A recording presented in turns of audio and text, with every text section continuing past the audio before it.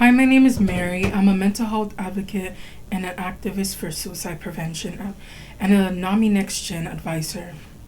What inspired you to be a mental health advocate?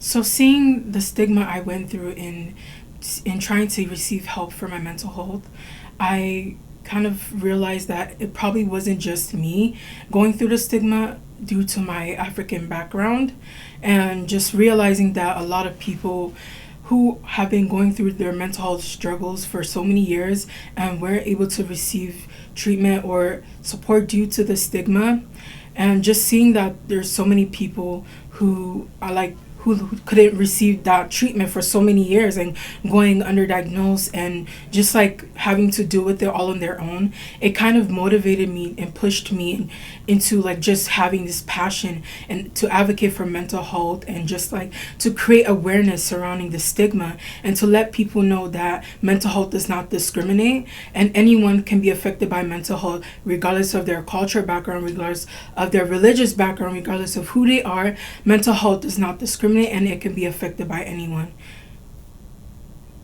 Yeah, can you tell me a little bit about your own mental health journey? Sure.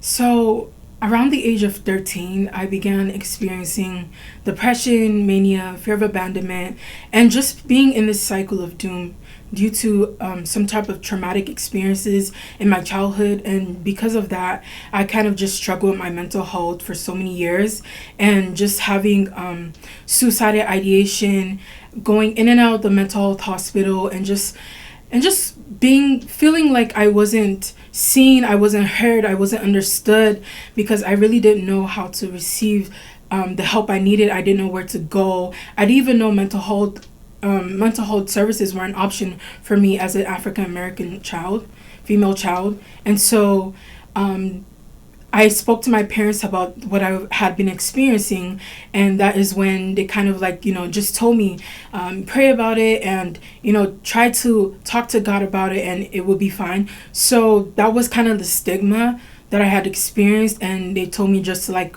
pray it away or it was kind of the devil. And so because of that, I kind of wasn't able to receive that treatment. And for so many years, seeing that I wasn't able to continue without services, I knew that if I didn't get help on time that I wouldn't be here. So I kind of just advocated for myself and told my parents that if I'm your daughter, if you say you love me, you will want me to get the help. You will want me to get the help in order to get better.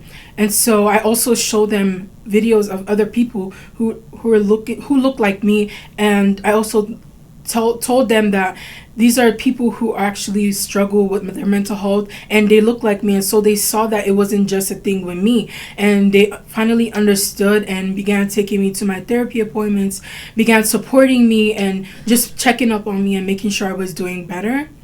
And so from there on, I started receiving mental health services. I started using coping skills that I had learned and just doing things that make me feel like I'm me, like just trying to like surround myself with people that will support me, that love me and encourage me to be my best version of myself.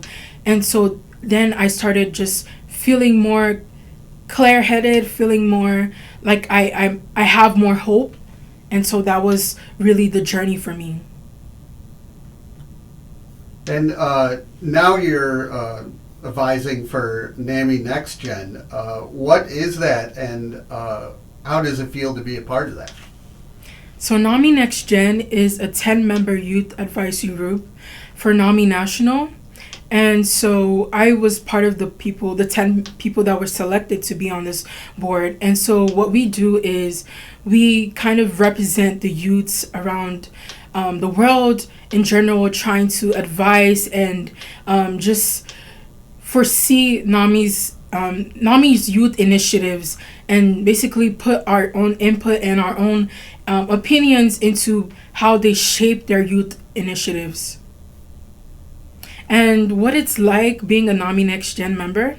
So far, it's been really amazing because I had been previously volunteering for NAMI Baltimore and NAMI Maryland in as well. And so it It had already been like already a head start for me since previously working with NAMI Baltimore and NAMI Maryland, because NAMI just gave me an opportunity to kind of share my story and just put my voice and my story out there. And so this was the first organization that I've kind of worked with that actually got me started on, speaking up about my mental health, and just, because I had been previously kind of looking for an organization that would allow me to share my story. And just NAMI was able to provide me that space and that platform. And so being a NAMI Next Gen member has been just super amazing, and it's another way of me trying to like put my story and my experiences and just channeling that into the youth initiatives and helping them shape their youth initiatives by going from my own experience.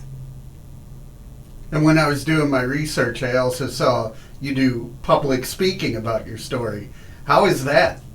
Yeah, so public speaking has been also amazing. I've just been able to like go to different communities and share my mental health journey and let them know that it is okay. It is okay, because mental health is a thing that we all have.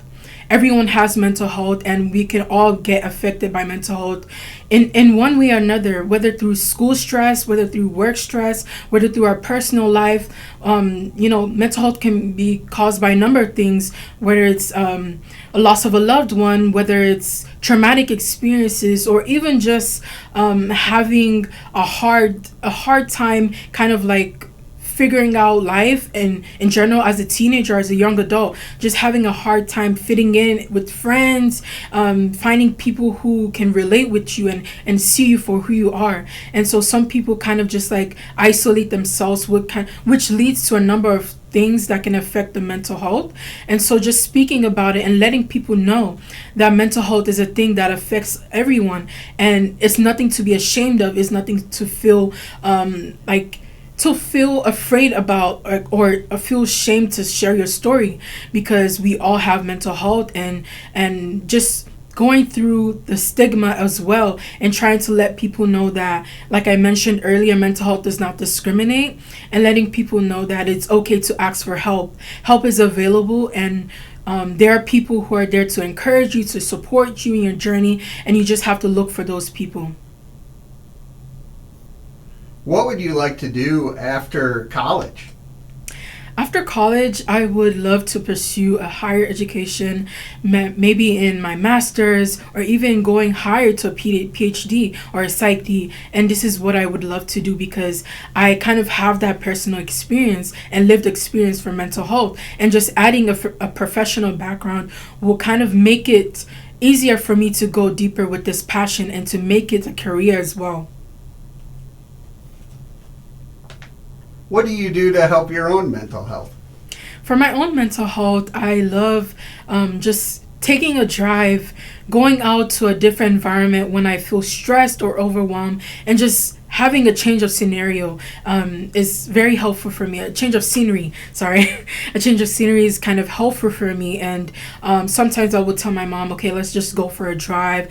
Okay, let's take a walk. And that has been very helpful for me. And also just, journaling as well is something that's very huge for me. Just journaling my emotions, journaling how I feel in the moment, and just like writing out what I feel, and being able to express that and put that on paper, and even being able to go back and look at it and be like, wow, this is a lot, and I'm glad I was able to, put it on paper, and being able to process that is very helpful for me as well.